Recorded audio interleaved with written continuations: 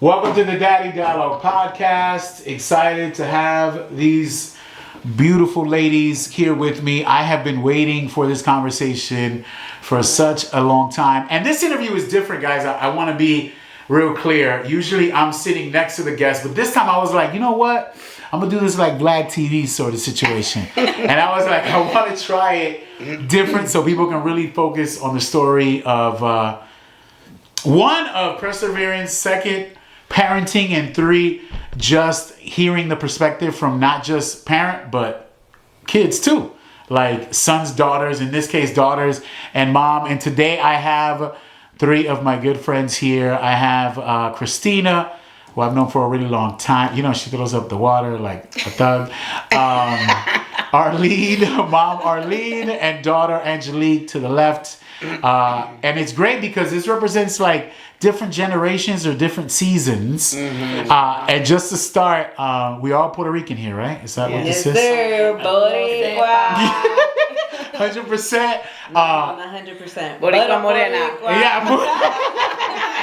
So I think what I'm excited about, one, is hearing the journey, Arlene's journey. Arlene, you were born New York City. Where were you born exactly? Give me a little bit of the background of where you were born and raised. New York City was born in my heart, but I was born across the Hudson, Jersey City. Oh, okay. Jersey. Jersey girl. So you never ended up in New York though, right? Yeah, I lived in New York. Majority of your life? No. No. How many years? In New York, about 5. De chiquita, when you were really small? I was married to Sam. Oh, by then. Okay. Oh, wait, that's right. I did remember you telling me Sam about... was a New Yorker. Okay. You met Sam how? We worked at the airlines. Together? Of course. And you would see the guy, he would talk to you, and then... But that's another story, another... And you, that's a whole thing. And at the time you were single? Yeah. Sam was my first boyfriend. What? At 20. Yo, wait, so this is a whole nother conversation. I didn't know we were going to go there. You're like that, you're not, I don't want to say old school, but you were like from that different breed. Yep. That we Very like, old fashioned I was. Yeah, there you go. That's the term I wanted to use. Old fashioned. Yeah. And you were ready. Proud. And proud. And I think that's missing now, right? Yeah. Definitely. Crazy. So you met Sam. That's New York City, 19 what? 1983 I met him. No children. No. No, nothing. You were like sick. You were like, no, I was preparing myself, ready. And so eventually, who came first with the first baby you had? Christina. Can I give him your legal name? No. No, don't do that. Don't do that. This is going on to the digital world. Yeah, we don't want that. Let's keep it. Let's keep it kosher right here. Yo, Arlene, if you had to tell me, Mom Arlene, if you had to tell me how your life was different, how did your life drastically change when Christina came into your life? You and Sam's life. Come on, man. Look at me. It was the yeah. Tell it to my eyes. I didn't think I would ever be a mom because of the way I was raised and the things that I went through as a child. I did not want to repeat that cycle. And so I knew what I had in me, and I thought it was possible that I'd be a bad mother because of my temper. And the Lord blessed me with a good husband who saw the good in me. And he said, you're going to be an amazing mother. And I never believed in love at first sight until I saw Christina. Wow. I fell in love like head over heels over this girl. And I still am. What are things that you see in Christina that you see in yourself? What are That's good though. Like, give me two or three things. So sarcastic. I was drinking. So the way that she communicates, you see it, and how she's sarcastic, sort of sly with it. Yeah, I noticed that too. Yeah. When she talks to you, she's sort of telling you something, but not really saying that. You think she picked that up from you? That's something you see. I think all my kids have it from me. What differentiates Christina from all your other children? That she's very laid back. Okay. Super laid. And you're not like that though. No, that's Sam. That's what I was going to say. Sam. She's from from the dad. He's sort of laid back. Yeah. And so does that balance all the other children out? That she's the oldest? Yes. Really? What? This is a fun episode. No, it is. Yeah. It is exactly what I wanted. Okay. So when we say that, because this is interesting to understand this dynamic, Arlene, when you were small, what was, because you said something that really struck a nerve. You were like, I didn't think I could be a good mom. Mm-hmm. And you said that. Why is that? Is that because of your upbringing? Yes. What was that part about your life that sort of scared you to not be a proper mom? I was physically abused. And we believe in pela. I believe in spanking. Claro. But I don't believe in abuse. Ya hay otro nivel. Yeah. And when we say, cuando tú dices así, because I know some people might be watching and they're like, what do you mean? Un fuetazo es un fuetazo. No. Okay, yeah, I want to hear what you clarify as one thing from Yo the te other. puedo enseñar todavía en mi cuerpo marcas. Diache. Sí. So it was serious. Sí. And so that scared you for the mother you could possibly be. Yeah. So, okay, yeah. And I want to say, I don't share the details. I haven't with my kids. They know they're not dumb. Understood. As a mother, I don't think that's necessary. Yeah, for sure. The grandmother they have now is not the mother that raised me. We evolve. We become different people. 100%. And it's not fair to them to poison their mind about something that I've survived. And they asked me, Mom, why don't you tell me? Because they hear it from other people, And I said, when my mother dies, we can sit down on a round table. You could ask whatever you want. And that's While she's alive, she's well up to you. You don't have to worry about nothing. no, and I think you it's a powerful thing to say because you honor her regardless of. Yeah. I say that because even in my own life with my father, after 25 years he divorced my mom, but he still honors her even being with someone else. Good. And so I say that in the sense that if my mom is stuck on the road somewhere and she's single, she's by herself, she lives with my sister and their family, he still will go and assist her because he's like, you gave me these two kids and I honor you because of that. And I still want to make sure that no matter what, I honor you because you gave me these gifts. And so that's beautiful. You say that and you still give them the door open to be like, one day if you want to talk about it, even if maybe it's not even important at that point. Right. So what steps do you think? Y quiero decirte quién soy yo hoy, who I am today, a teacher, a fun person, is my mother. Wow, see? Yeah. And even with all the drama and all the good I have is from my mother that she gave me. What steps, Arlene, did you take to make sure you didn't commit the same traumatic experiences you passed with your mom and not pass that to your children? Therapy. When? Wait. 17 years old. I would have asked, wait. So wait, who thinks of that at 17 to say, I'm going to go to therapy? And like, back then, because that wasn't even culture back then. People weren't, none of the conversation. Matter of fact, it was extremely quiet because I know in my generation, like they were sort of talking about it. What got you to think about, I need to go to therapy? Well, I got skipped in high school, so I went to college early. Okay. And I took psychology because I wanted to understand what happened to my mother. And then the professor said, we have psychologists here because of the questions I was asking. I was the youngest kid in the class. So I said, okay. So I went to see one. I said, I want to talk to you about my past so you can help me to be a better person in the future. That's how it started. Do you think it saved the relationship with your kids? It saved me. It saved you. It saved me. I never thought I would want to get married because I didn't have the greatest example. I feel bad saying this because... No, what do you mean? It's a truth. For my mother's sake, I feel bad for her that I'm saying this. But I didn't want to get married because a lot of her was in me. And I said, if this is how she reacts, then I'm sure that's how I will react. Unfortunately, when you go to psychology, they say, oh, it's a cycle. I'm like, I'm not going to repeat this. So then after psychology, I went to God. I said, okay, I could understand what happened to her. Now tell me, how can I get out of that cycle? I don't want that for me. If you had to pick, Arlene, a situation or a scenario where you might have been acting similar to your mom in a conflict, let's say with your kids, you don't have to be specific, but give me something that maybe have triggered you and you know how to react because of counseling to not act like that with a certain, let's say with Christina right now, because she, at the time. Me is the second child. Yeah. Well, let's go. When we go with the second one, let's just say whichever child.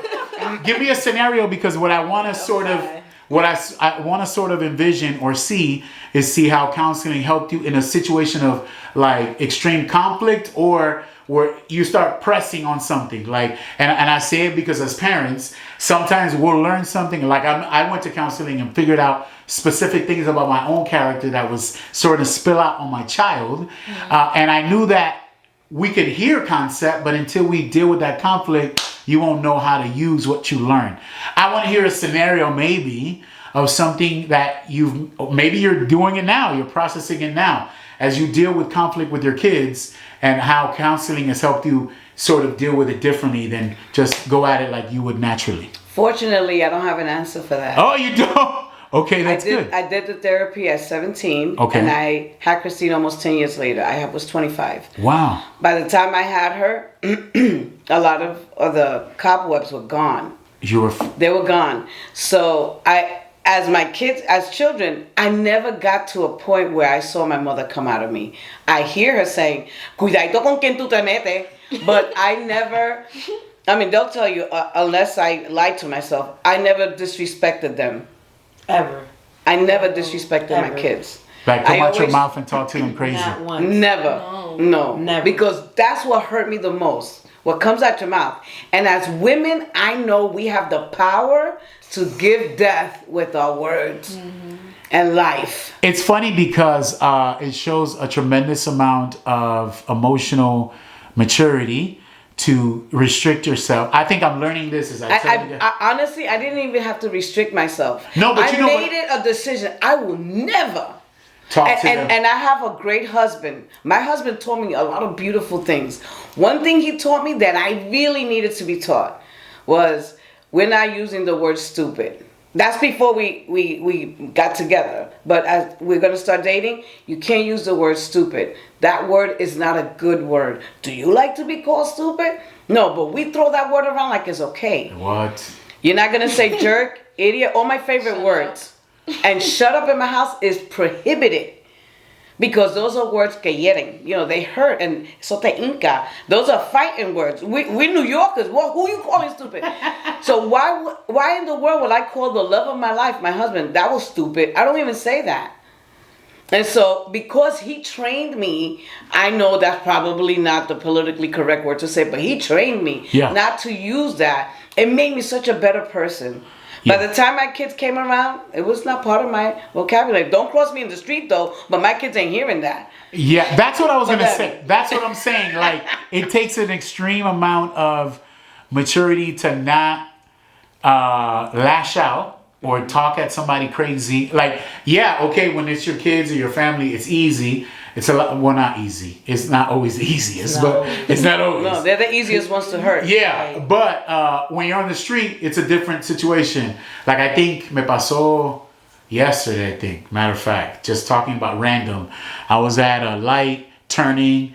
I didn't see a car. I sort of put up my car a little bit. The person, beep, and it threw. And I'm really like, I'm calm. But if you touch the right button, I turn into another person. And it's not good. Because I've been in the scenario with my child and he's watching. And I'll give you guys a quick story. We were at a Heat game a couple months ago. It was me, my sister, family members. It's like 4 or 5 of us in the car. My son was there with one of my nephews. And we were in this car. We parked really in the front. It was expensive as heck to park in the front of the arena. But we did it so we could leave quick. Yeah. Well, it backfired at the end. And so we're leaving. And my sister tapped the guy from the back. Boom. And so a guy got out of the car. I'm in the back seat, okay? Of the car. Of the car. I'm not in the front with her. Her husband is next to her. I'm behind him. And I have my son with another child next to us. And so the guy got out of his car and he called her a B word. And he finished the B word. And I'm already out the car coming for his dome. My sister's like, Lito, stop. And she starts calling him by my brother name. It's like, yo, relax. You about to. And my son is freaking out. Like, I never see Dad move like that. And it's a street thing. Like, it's not, especially when it comes to familia. It's different. I don't react. I'll deal with it. I'll talk to Jesus and reconcile after. I knock the dude's head off. And so, like, and so her husband didn't even wake that fast. Like, he took too long to maneuver. He was finishing the B word, and I was gonna show him. I was gonna show him who the B was. You're gonna push the words back. And so he could get back in the car. Thank God that didn't happen. He got back in the car. my son, but I felt bad because I sat in the car. I could see my son like scared, like, dog, who the heck is you? Like I never But see that's a you. good thing. That's a good thing. Yeah, I never see you move like It's okay that. that he sees So how that. you said earlier? Are you Latin? Yeah. And so I had to. All right, so we talked about Christina's in your life. At this point, and we can go through all 4 journeys. Angelique is your last baby, correct? Yes. Oh, this is great. Had to keep Yeah, trying. 1 and 4. Had to keep trying till they got the right one. Yo, so how has the way you've stewarded Angelique been compared to? I'm gonna. It's gonna trigger one. Wait. It's gonna trigger one. I'm gonna tell you why I say this, Arlene. I'm gonna tell you why. Because I've had this conversation, and I think we sort of mentioned this. I had an issue with I had an issue with my mother. Not an issue, but I asked her some questions like, man, the way you treat my son is not what your boy got when I was young. And so she clarified, I understood. And I was like, all right, cool, I respect it. I see why. But I want to understand how refined or different you are with Angelique compared to Christina. Look at Christina's face.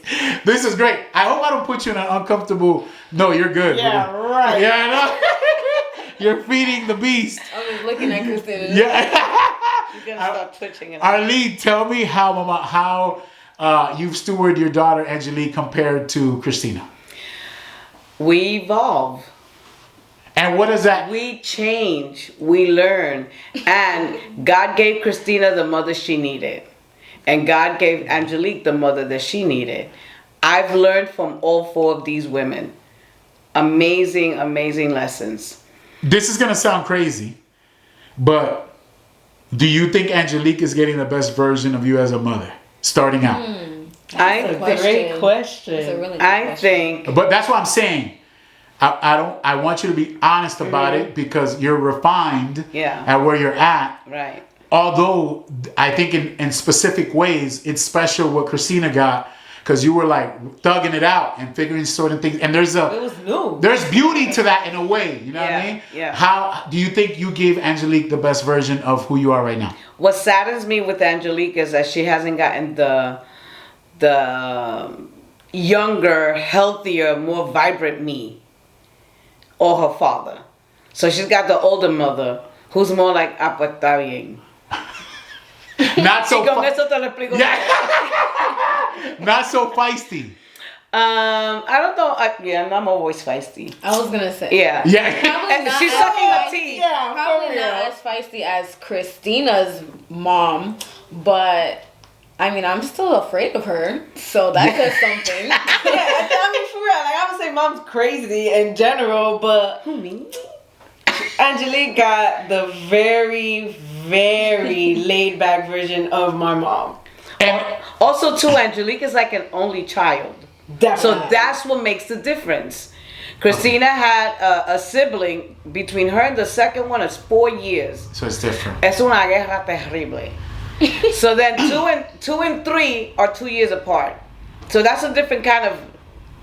This is where I think, and now we'll go to the part that I've been really excited about talking about, and we'll introduce it after I pause this, and we'll jump. It's the Camelot Table because I want to talk about the prime years where you had all 4 of them. Mm-hmm. I'm trying to think what that looked like, how many years you had all La Cuatro, Yeah. if you did have all 4 at one time, and how you navigated that. Yeah. We'll be right back. This is session 1 with the Camelot Table. Stay right here in the Daddy Dollar podcast. Amen. I always wanted boys, and again, my boys. So when my sons came to my house, I'm like, okay. Once you cross the threshold, I know that they're not gonna bring no devil to my house. So Wait, so I did- never. yeah, I you ain't never bringing did. no what? Never mama did. out to my house. What? You never brought anybody to your house? Not like, oh, this is my boyfriend. Jay was the only guy that did that. Yeah. Oh, you serious? Yeah. There was don't one waste guy my in time. high school, right? Yeah. That I brought, but I wasn't like, this is my boyfriend. Right. You get what I mean? It was a guy that I thought was cute. Yeah. And he knew it. And I Yeah. invited him to church. And he was like, yeah, sure, I'll go to church. So then. Los paneros Was pesan. it, hey, but wait, when you say that, Christina, you were testing the guy out? Is that like a test period? Like, So nobody's allowed to meet. Like my family is the bar's too high. Like Right? I That's could do good. we could do stupid things, Never. but it can't be serious because the bar's too high. Wait, so what was, and I'm sorry we got into this because it shows me a lot of what your mom instilled in you. And so, because you saw it in your mom and your dad. And I'm guessing that spilled into like, if I pick a partner, it's going to be these things. And I'm sorry we're asking this, but I think it's important. Okay. Christina, what was the thing you saw in Jay, even at that point, early in your life when you were with him, that made you, that you thought would, that you could see, like me, like I sort of envisioned, okay, he may not be perfect, but there's some things there's some fundamental pieces that you see. What were those things with you and Jay? So I would definitely say the fundamental pieces. So it's funny. So I did see the fundamental pieces in Jay as far as like, he really loved God. When we first met, I was not going to church. I knew God and I believed in God, but I was not doing the church thing at the time. Jay, my husband, had just started going back to church. And so it was like that new rekindled love that he had with God. That you were missing. That I was missing, right? And I didn't even know I was missing. And so, we spoke about him. He's very, very like old school in certain ways. You know what I mean? In certain ways. So we were just talking, and then it came up like we have very similar backgrounds as far as like Pentecostal, and he still held a lot of the same Pentecostal values that I thought were hilarious. So he reminded me so much of my mom. Like, you know what I mean? Like, we would talk, and then I was telling him, like, I hate needles, but I love tattoos. So I was like, I'm trying to work up the nerve to go get a tattoo. He's like, you don't need to get any tattoos. I don't have any. And I'm like, you don't have no tattoos? He's like, no, you don't need that. Like, you don't need that, But it was really like the way he loved God. He has like a heart for people. Like, he's kind-hearted. You know what I mean? He's very reserved, but he's kind-hearted. And so I saw a lot of qualities of my mom in him. But those were the fundamentals. So we were still, both of us, we're still not the greatest of people at the time. So I still was like, it was actually him who was like, I don't want to meet your parents yet. He's like, when I get it right, he's like, then like when I'm exactly in the right place, I want to meet your parents. And I was like, yeah. Correct. I'm not fighting you. Did you think it was eventually going to happen or no? Yeah. You did? Yeah, because it was different when I met my husband, which is, that too is another podcast. So it was different when I met him. I actually, like, for the first time was, like, sprung. You get what I mean? That I was like, oh, okay, like, this man might get an actual title out of me. Like, you know what I mean? Like, he might actually get a title out of me. So the funny thing is that it was always in the plan that, he's going to meet my family. This is going to be the guy. And then it was a couple months of us being together, like officially, like 3-4 months us together. And my mom calls me out of nowhere. And she's like, Christina, why haven't I met your boyfriend yet? Oh! And I was like, it's gonna happen. And she was like, you need to come to the house tonight. Oh, it happened like that? I didn't know this. And I was like, so wait, you threw that on him like that? We're going tonight? Well, she was on speaker. Oh! And we were in the car together, right? I think that's what it was. You called me about something. I was like, I'm out with Jay or whatever. I think you guys have spoken on the phone or something like that, right? I'm out with Jay or whatever, but she just never met him, right? So I'm out with Jay or whatever. She goes, well, I have never met your boyfriend. And I was like, boyfriend. So she's like, that's good. I want to meet him. And I was like, you're going to meet him, Mom. You're going to meet him. She goes, no, you need to bring him to the house tonight. And I was like, come on, Mom. Like, it's not that serious. And it's always like, I can get away with certain things. But when you hear Christina, I'm like, oh. Yeah. She's like, you need to bring him tonight. And we just looked at each other. And he was like, so Arlene, tell me now, since you probably never said this part before. How did that day go if you summarize it? I would love to hear your side. Well, I've always told my girls. Come closer to the microphone. I've always told my girls, Papa Dios es chota. He'll tell me your business. And so the Lord is like, it's time for you to meet who is sitting beside your girl. I'm like, okay. He said, but this is going to be your behavior, Arlie. I'm like, okay. And he's like, he's one of mine. Oh, okay. Oh, okay. Got it, big guy. I need to copy this. He's one of mine. I'm like, he better be. He said, yep. He's like a diamond in the rough. Oh, we can live with that. I can live with that. And you So then I'm like, Cristina, tráelo hoy. Because si tú me hablaste, o que lo That's why, no, because she was like adamant. Usually, you know, like I get away, but when it's the tone of voice, you she knew. was like, Christina, I was like, yeah, I'm not getting out of this. Yeah. One. I remember what he was wearing and everything. Yeah. And now it's been how many years you've been married? I've been married. It's gonna be 9 years in December. Oh my gosh. We've been together 13, I think. All right, 10, so sorry, 10. Arlene and Sam, mom and dad did a great job, and it's just, I mean, in process, they've been a work in progress with what they've done with you. Angelique, how has that set the standard for you now, seeing not just your sister, but your mom? It sounds like it's almost an impossible list to reach. Yeah. Angelique goes, yeah, not doing that. Yeah.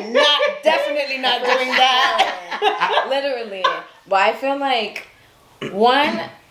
I had to, now that I'm, you know, like I'm an adult and I'm kind of just growing up, I feel like I had to stop comparing, like, okay, I want my whole experience to be similar to mommy and papi's, because they have like a fairy tale freaking story.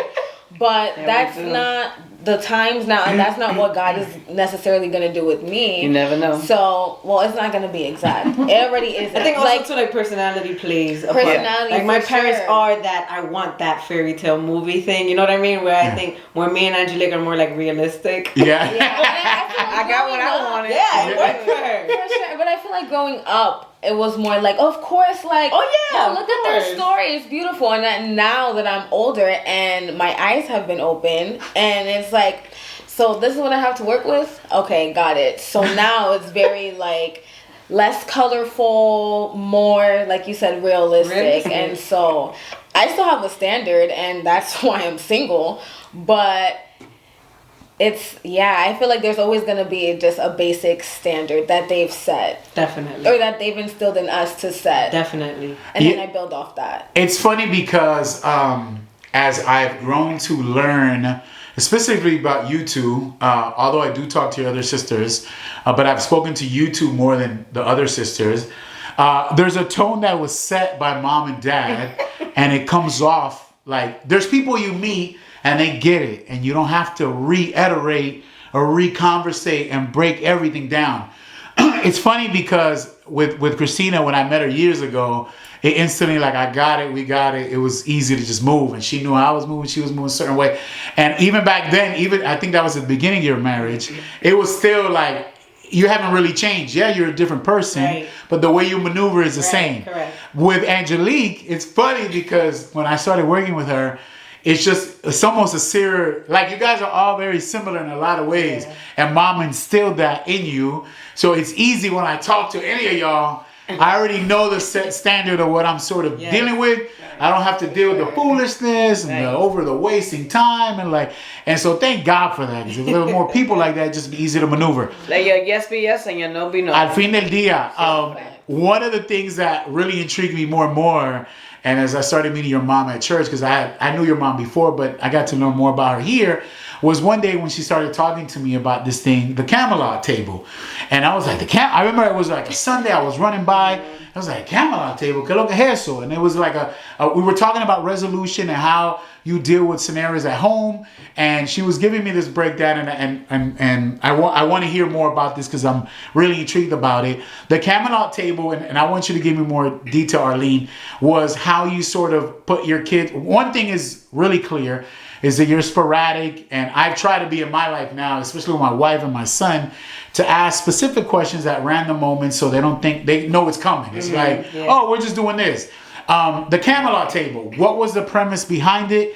Is it something that you learned from someone else, or was it something you instilled in your own family unit as you begin to grow your family? One of my favorite movies is The First Knight. Okay. With Richard Gere. And it's about King Arthur and all his men. And King Arthur would do the Camelot Table. He's Camelot, right? So they had a round table, and the king is round. There is no head. So they would sit, they put their swords down. He goes, no titles, no power. We speak to edify each other, to build everything up and make the kingdom better. And I said, I want to do that when I have kids. Off a movie? Wow, that's crazy. El Señor me habló, hermano.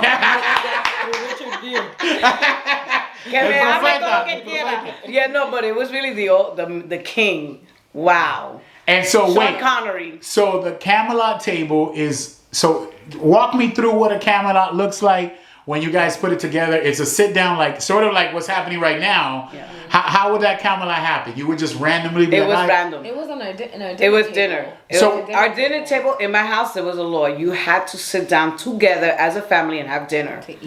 So you do it, Break bread. but at a certain time we sit and we talk. Together. And we have bread and we serve each other, and it was always a big thing. So the Camelot table is where you guys sit down and there were some really key things you told me about it. Tell me what those rules are when people sit at the Camelot table. In this instance, it was you, your daughters. It was the 6 of us, the family. The family. What are those rules at this table, and what are we trying to accomplish at the end of the Camelot table? So in my house, we have a rectangular table. Papi always sat at the head, and I sat next to him. So it was after dinner, and then after dinner, we would sit in the middle. No one's at the head. We're all sitting in the middle. And my question, I'm like, we're gonna play a game today. It's called Camelot Table. I'm like, me and Papi are gonna sit here amongst you.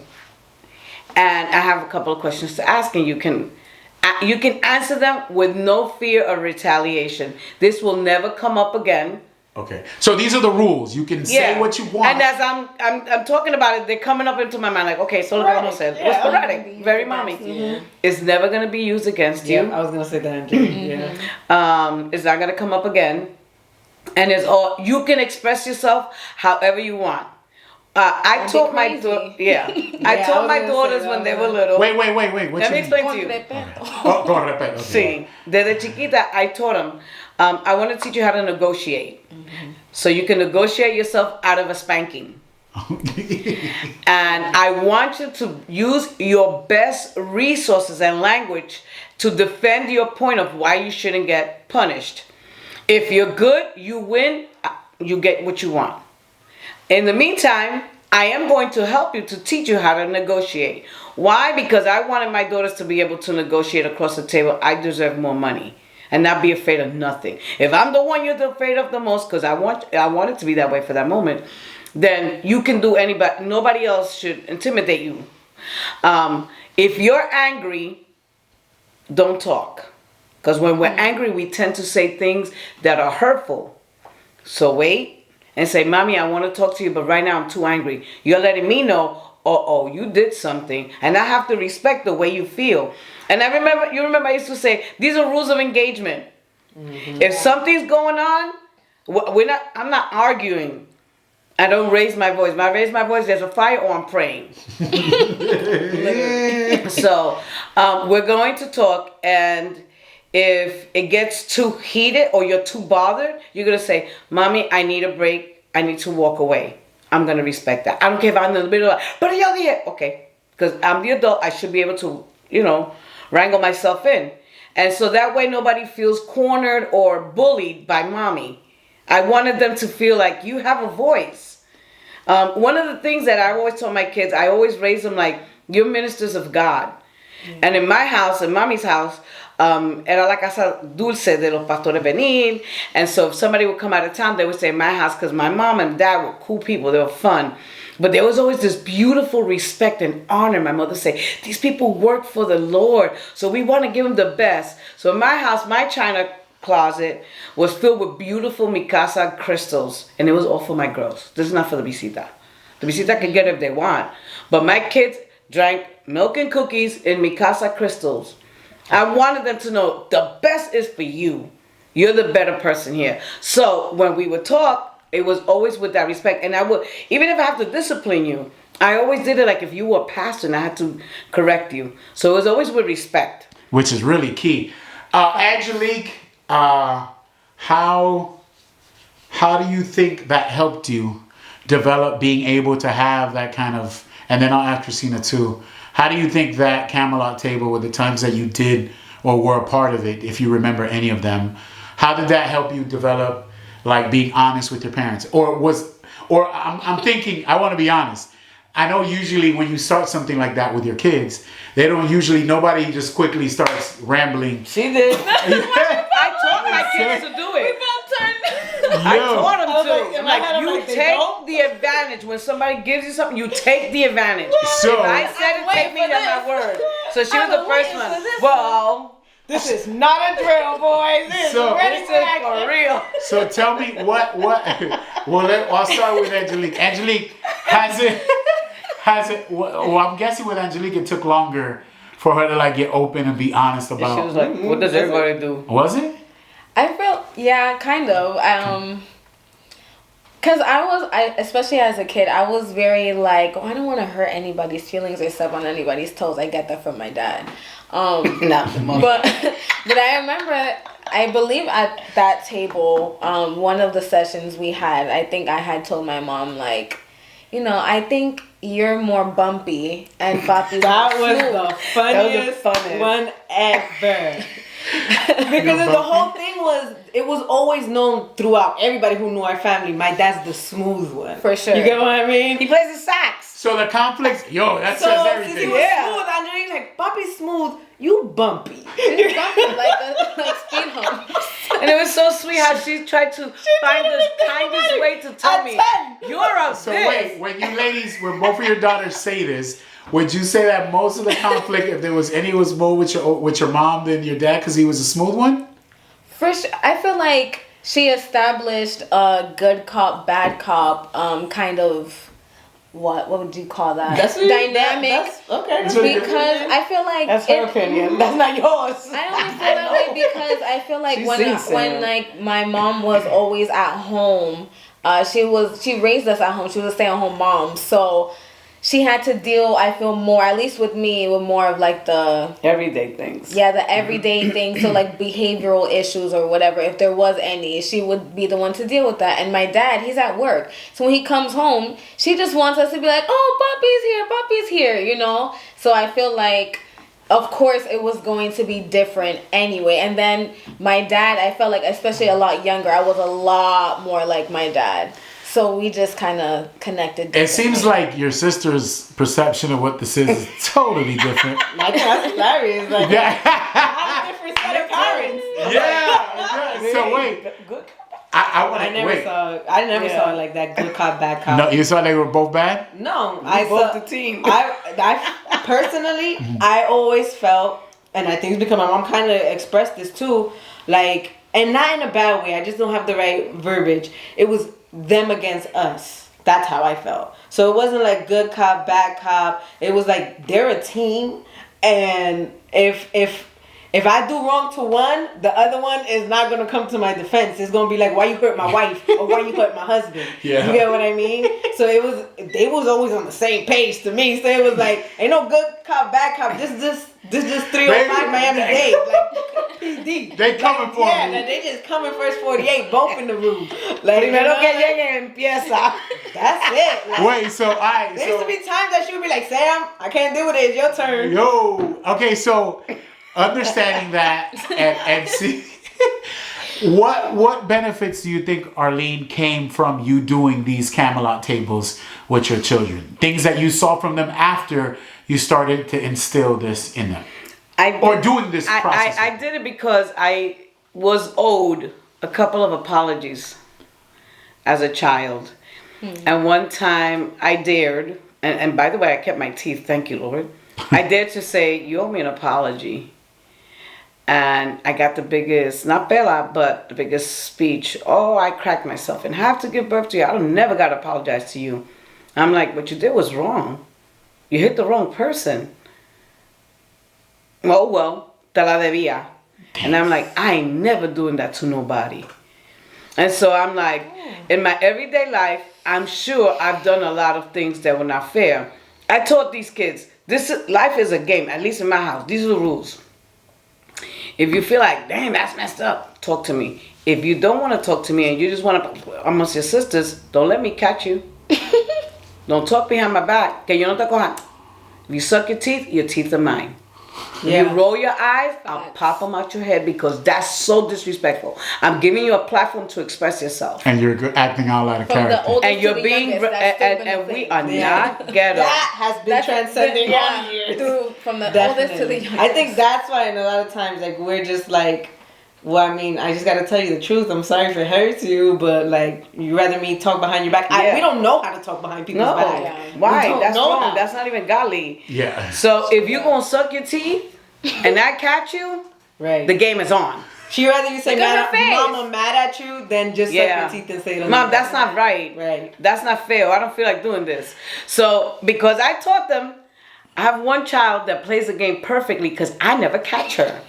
Then I have another child that she does it in front of, and that child says, "You're doing it, you don't see it." And I'm like, I don't want bickering in this house.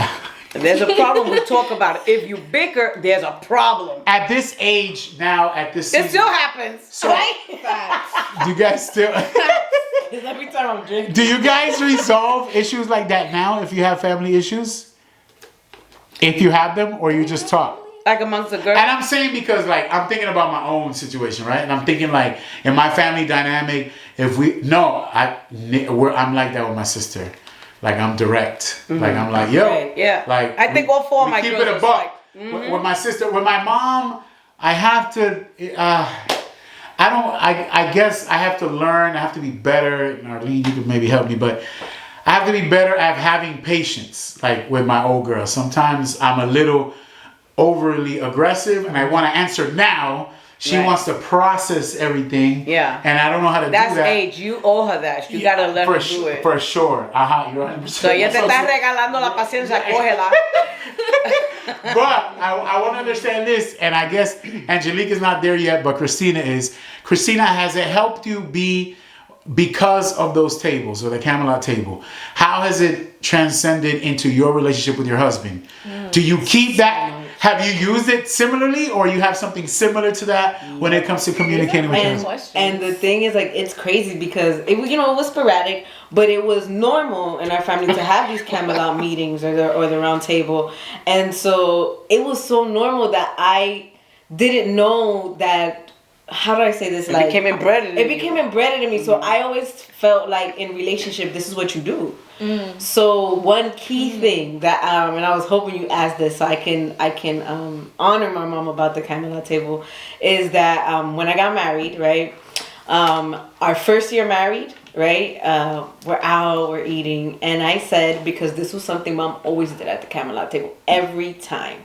Give me 3 things that you love about what I'm doing right now. Well, she would say as a mom. So I would say as a wife, 3 things, and 3 things I need to improve to be a better wife. Yes. Right? That's what the Camelot table That's what the Camelot... So she would say that about mom, about that, and then we would do that. You know what I mean? And so I did that in my marriage. In my first anniversary. I did that, right? Wow. And my husband was like... Because, men always think, like, is this a trick question? You know what I mean? I did the same thing, Mom. They're like, I'm not going to hold this against you. Like, this is not going to be an argument. I'm not going to challenge, like, oh, but I do this, but I do that. I'm not. I really want to know. Like, you know what I mean? And so we did that. And every year I would do that, right? Every year I do that. The last 3 years, it's now expected. You get what I mean? So I was like, all right, come on, babe, let's do it. And I saw like a couple years in, like, so the first 2-3 years, it was just me asking that question, right? And then he was like, okay. And then afterwards, it was like, well, you're not going to ask me now? Yeah. You know what I mean? So now it's normal. Every anniversary, we're doing it now. Every anniversary. Awesome. That's beautiful. And I think that's one of the biggest things, like I said, I took from the Camelot table. I'll tell you guys, we started running the Humble Muscle, and Pastor D walked me through some stuff that I was struggling with, that I just wasn't paying attention. I've been married a long time, and we made some, like how Arlene just told me a second ago, buy some flowers. There's a couple of things. You're supposed to say it out loud. Oh, yeah. But no, and I think that's powerful regardless. I think so we do these 2 things, and it's something I've done privately, and I've only installed it this year after being married for a really long time. So I have a breakfast date with my wife on Tuesdays, her late days on Tuesdays. She goes in at 11, comes out at 7. Most days she's in at 8. And so we go to a bakery down the street, a cow bakery from my crib, and we sit, we drink coffee, we eat, and we make it intentional, just have conversations. At first it was weird. I'm like, what the heck is going on? We got all this free time, but now it's like, expected. Yeah. And we look forward to Yes. it. And I don't have my son there. And I don't have, and it's just dedicated time to hear what she has going on. And it's made a tremendous amount of benefit. Now, if we don't do it, we're like, ¿qué pasó? It's weird. Like, like, and it sounds like a really stupid, small thing, but It's not stupid. it makes a huge and I will say, like, I did at the beginning, like, I felt stupid. You know what I mean? Like, at the beginning, because, like, who does that? Like, not just him. Like, who grows up in a family that does a Camelot table? Like, you get what I mean? You do. Like, so, you know, so at first, like I said, because it was just me asking the questions, you know what I mean? It did feel stupid at the beginning because it's new. Like, you know what I mean? We've never done this, you know? But, like, I feel like if you get past that, you know what I mean? And then it becomes expected. And it's a beautiful thing, you know? After that, then it's 6 months later and it's like, hey, remember that thing you said you wanted me to improve on? I'm trying to improve on it, you know? Yo, so Camelot Table is something that Mom instilled. I think it's an amazing concept. Hearing it, and now you've carried it to your marriage. Hopefully, Angelique, to some degree, has some kind of version of that that might be different. I want, before we end, and we're going to go into this third part in a minute here, I want to hear how has the Camelot Table, or what? Okay, let's do it like this. If you had a parent that's watching right now, Arlene, and they're looking at a way to start the Camelot at their home, how would you walk them through starting a small version of it just to get going right now with it? If you have an elementary school child, you can sit on the floor and say, we're going to have a picnic on the floor. We used to do picnics on the beach on Wednesdays. That's amazing. Yeah, because I didn't have money to do a lot of things. Yeah. I was a stay-at-home mom. That's a good idea. So I wanted to have special dinners, and we would go to the beach, and I would take my real cloth and the candelabra, bien exagerada. I wanted to let my kids feel, you're not only special, but I want the world to see, you can do this for nothing. Because we make such a big deal about big things when the little things are the ones that matter. If you have an elementary school kid, do a thing in your house on the floor. We're going to have dinner on the floor. Let's make believe we're doing this. Okay, let's play this game. Tell me 3 things you like about mommy and 3 things you wish mommy could do differently. That's what you were saying. Yeah. Yes. Or 3 things, but then as they got older, 3 things you don't like that I do. Mm-hmm. So start with your child. If they're small, kindergarten, you can start on the floor. You go always the same question, or at the table. And I think but it has to be in a place where you're looking at each other face to face. That's the important part. Because, and I would tell them, I want you to know I am committed to what is being said here. I'm committed. That if you say, Mommy, I don't like that, you always pick me to sweep. Then I'm like, oh, I didn't realize that. You know, so I wanted to be fair with the kids. So, or you always can do it. If your kid's a teenager, and never stop. I was just telling her, I got to do another one because now everybody's grown up and out of their house and just talk. How is your parenting different or whatever? But you always do it, especially with your teenagers. Because they get to that age where they're like, I don't like my mother because she's always restraining me. So I want you to understand why I restrain you. And if you don't understand, I'll pray that the Lord will give you understanding. And we will pray there. I would. So a lot of times we don't get it. You know, and it's like, okay, Father, give us all understanding so that this can become a better process or whatever.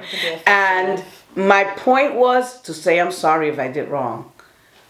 And you never had a problem apologizing. The Camelot Table was about ending in I'm sorry, regardless of the conflict or the issues. And to me, I'm sorry is like salt and pepper. People use it. When you say I'm sorry, you got to tell me, why are you sorry? Mm-hmm. If you tell me I love you, why? Don't tell me. You got to explain it to me. That makes a difference. I'm sorry that I hurt you. I'm sorry that I used those words that broke your heart. You mean the world to me. I'm not going to do that again because I want you to feel that I love you, the greatest person in my life. And if I ever get caught doing that, please hold me accountable. Yeah. How many parents tell their kids to hold them accountable? None. But if you raise them with that respect for one another, right, it's going to be amazing. Because we're not perfect as parents. We love you, but we're not perfect. So who can better tell me how to become a better person than the people that I work with every day? I just want to say, to hear your stories, it's just been so much more exciting than what I thought it was going to be. I know you guys are deep, But it's good to hear like how in a lot of ways what you guys have gone through is relative to like some of the stuff I've been through, and so like how we all connect in one way or another. We're more like than different. Definitely. And so one of the things that I've learned at this age that has been extremely instrumental in my own personal life. I didn't know this in my 20s. My 30s, I started to grasp it. And now in my 40s, for sure, I know we hear this Bible verse and we hear this term like honoring our parents. And now it's been not just a challenge, but a requisite in my own personal life to make sure that I honor and have the conversations now when my parents are alive and when they're not here. And I thank God this year, matter of fact, after counseling, I was instructed to have a conversation that I've been dodging for years to have with my father, and I finally did. Walking into the conversation knowing that I might not get the response or the answer that I was going to expect, but more like getting it off my chest, being at peace with it and moving on, and him knowing how I felt about a certain thing and him understanding and grasping what I was processing in that. And so that all comes to me to make me understand, and I think this is going to be specifically for Angelique and for Christina. Tell me, and I think I learned this even, I had to sit down with my mother this year, and I got to do something that I had never done before, and it was tell my mother, and this is going to be the question for you, something that your mom may not understand that you truly inspire and love about her, although she may not see it sometimes, see it in your actions on how you act towards your example. And so you have a better understanding of what the question is. With my mom, I told her, listen, I know sometimes I'm a little rough or tough with you, but I want you to know that you are seen, you are loved, you are respected, and I truly admire everything you did for me as a mother and all the things you've done for my son now that he's here. My mom hadn't heard this from my mouth, and so the idea is I'll start with Angelique. I'll go Angelique first. Angelique, tell me something that your mom may not know that maybe you don't tell her enough of the ways you honor her or things you see that she does for you that you still respect and love tremendously that's helped you to be the person you are today. I don't know if it's something that she doesn't know that I admire about her, because I feel like I'm kind of vocal with these kind of things. Yeah. Or at least I try to be. One, I mean, it's a few things. Okay, give me a couple. I mean, the way that she's a wife, even if sometimes it gets frustrating and it can seem like sometimes, because she's like, Angie, like, I'm sorry, I don't want you to see me like this, you know, but I still admire her because it's not easy where they are, I guess, in their marriage, considering that my dad is sick and where he's at. And the fact that you still honor him and admire him and talk him up, you know, that's incredible, because there's sometimes I'm like, girl, you get a pass. You get a pass today, mama. I don't know how you still live up to the standard, the godly standard that God has set in the Bible for all wives to be like and to reach. You still, even with Papi being sick, even with the dynamic shift, you still honor him. That's huge. And that's something I admire regardless of the ups and downs in that process. That's one thing I probably admire the most. And her transparency and in her relationship with God. Like, she's like, I love God. And if anybody knows Arlene, they know she loves the Lord. Jesus. But she's still transparent and still honest, and I admire that about her. Yeah. Christina, something your mom may not notice that you honor tremendously about her, or that have made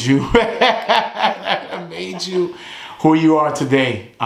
And I know, I think I'm at this point in my life where like honor is so, I know we use the term, especially in church circles, but I've learned, especially in this season of my life, that God it's we can see a lot of the fruit that our parents planted in us, the seeds.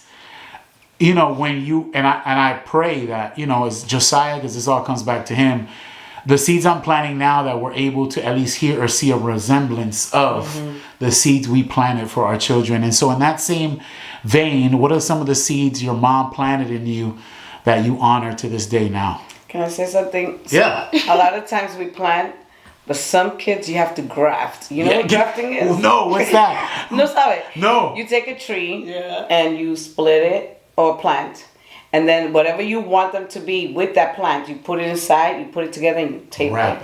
And then they intertwine and becomes what you want it to be. You think it has to do with it, Christina? No. Like you, right? Yeah, that's right. I told you that's the golden child. Yeah. With all four. With all four, okay. Yeah, I did. Yeah, okay, I did. so Maybe 3. Yeah, because, for example, since Angie's here, she was very much like Sam, like, oh, everything, we should be nice, we should be good. I'm like, no, honey, Jesus flipped tables. You got to know when to flip them. Yes. So we're going to have to put a little stuff. Look, you see? ¿En qué está tiene un chip? Pero era toda. Who has a chip, Christina? No, porque ella dijo, me miró a mí. Yeah. No. Eran las 4. No, I've been grafted some way or another. It's so funny because when I watch Christina, yeah, she's like she had to take all the hits. Yeah, because she's the first. Yeah. That's why the first one gets all the blessings in the Bible. Because she always tell me they have to break the mold. Lab Break the ice. Yeah. All right, let's get back. Blueprint, you're like lab rat.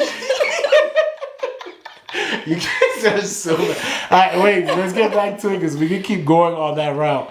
How give me and I want to make sure this is clear, because if you're watching this and whoever's watching this sees it and thinks Christina's you're really unique in the way you express yourself. Like, I've known that for a really long time, and so like it could come off one way, but you're totally on something else. It's just people just don't get it. And they have to figure out who you are with time, but. And I know you mean it in good intentions. You never come on, at least not to me. I have a hat and a shirt that says I'm not for everyone. Yeah, that's fine. And so like, I want to understand like what seeds your mom planted in you. That one just flourished over There's no grafting needed for that one. I got that one quick. They didn't need a twine of nothing for that. Give me another one, maybe some other ones you know of that you know of your mom that seeds that she planted that you honor to stay. I would say I definitely love your mom, and I definitely honor the way you've raised us. I'm proud of you for not crying. Girl, on the inside, I'm like, don't cry, girl. You're on camera. Thank you, mom. Thank you. Be tough. That's what I'm saying to myself. You know. So I would say for me, my biggest personal, like, I'm so glad my mom planted this in me, is my love for the Word of God. So I've taken for granted growing up the gift of understanding the actual Word of God. My mom has always taught me the Word of God since young, and my mom is an amazing storyteller. So every way you see on social media how they tell the Bible funny now, and they tell Bible story, I was getting that pre-social media. So I was a little kid knowing about crazy stories in the Bible, like some that they're in the Bible, but if I said it on camera, I don't know if you can play them. Like, you know what I mean? Yeah. My mom was teaching me this. And so I fell in love with the Bible because I saw real characters. It wasn't just like, oh, this is what God's telling me to do, and oh, you're going to go to hell if you don't. It wasn't a rule book for me. You know what I mean? It was like real characters and a real story. And so I developed an appreciation for the Word of God. And I've seen now in my adulthood how, because of what my mom has planted in me, I've helped others to like understand the Word of God. Not even knowing, like, you know, people would just ask questions, and me and my shortcoming, I'm like, wait, you don't understand that this is what it really means. Like, like one example, somebody, a good friend of mine one time was like, wait, so God don't want us to be rich, we got to be poor? And I was like, no, girl, if that's the case, I mean, I'm doing everything wrong because I ain't trying to be poor out here. And so the reference was that she went to the Bible when Jesus was telling the rich man, "Oh, you got to give everything up to follow me." And so because I had a great mom that taught me Bible, I understand. And I was like, "No, girl, that's not what that means. This is what happened." So that was this, Jesus is telling people how to live life and how to get into the kingdom of God and how you're supposed to live right. And so he's saying you got to be kind, you got to be this, you got to love the widow and help the orphan. And so you got this rich guy who comes and is like, "Man, Jesus, I ain't trying to do all of that. I'm rich. What I got to do?" I said, "So what Jesus gonna do? He's a human being, and he's trying to be sarcastic. He's being arrogant. Yeah. He thinks, man, my money could trump all the things that the Christ is telling me I have to do. So Jesus is gonna match his energy." And Jesus is like, "Oh, you wanna follow me? Then give up everything you got then, since you're so big and bad." Hey. That's the Bible. Like, how you don't love stories like that? But I only know that because I have a great mom that planted those seeds in me. You get what I mean? That's amazing. So my main thing is the way she's planted the love for the word of God. And then, of course, but Angelique said it already, like the way she is a wife. I never thought I was going to get married. I never even wanted it. But I always had a great picture of what a wife was supposed to look like. And that's why I didn't want it. Like, it's just unattainable. Yeah, it's a lot. It's a lot. And she does it every day.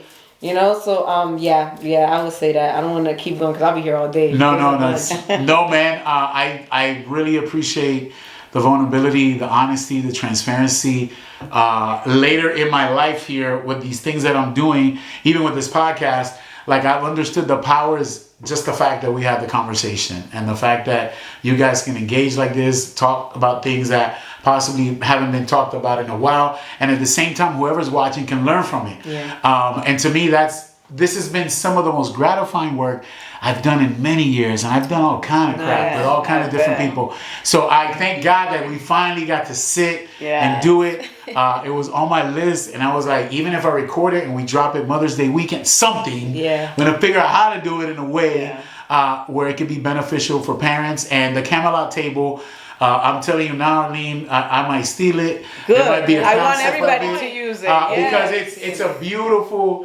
concept. You need to really elaborate more. The idea was here that if you don't get anything out of this, you get the Camelot Table. Yeah. And so I don't know, maybe we'll sit at some point. We'll write some kind of thing together. I'll put some graphic together so we can get parents to have a version of it. That's awesome. And so with some rules and some guidelines, I'm excited about that. Of course. We'll get together. It'll be a collaborative job. And then so people can, once they watch the episode, they can get a free PDF with the Camelot. I love they can do it together with their kids. Good. Do I get royalties? And to me, I tell you guys, this is all the passion in my heart. God has just been good with the small amount, and even with this, to me is nice.